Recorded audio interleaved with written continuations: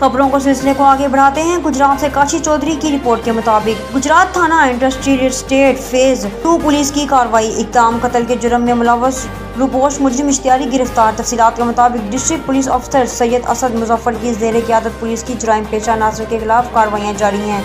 DSP सदर circle Adnan Ahmad Malik की ज़ेर निगरानी SHO थाना industrial assistant SI Akhtar Mahmood ने इंचार्ज चौकी की चक पिंडी ASI कामरान अख्तर और दीगर पुलिस टीम के हमरा कार्रवाई करते हुए इक़्ताम कत्ल के जुर्म में मुलव्वस मुजरिम इश्तियारी मोहम्मद आसिम वल्द मोहम्मद शफी को गिरफ्तार कर लिया।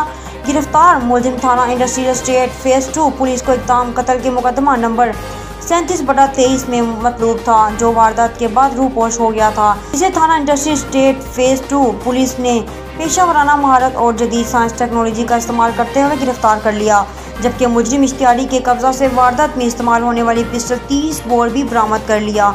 गिरफ्तार मुलजिम की मजीद इन्वेस्टिगेशन जारी है। गुजरात से एक और खबर। पुलिस थाना A डिवीज़न ने नाजायज असला बरादारों और मंशियात फरोशों के खिलाफ कार्रवाइयाँ करते हुए 2 मुलजमान को गिरफ्तार कर लिया।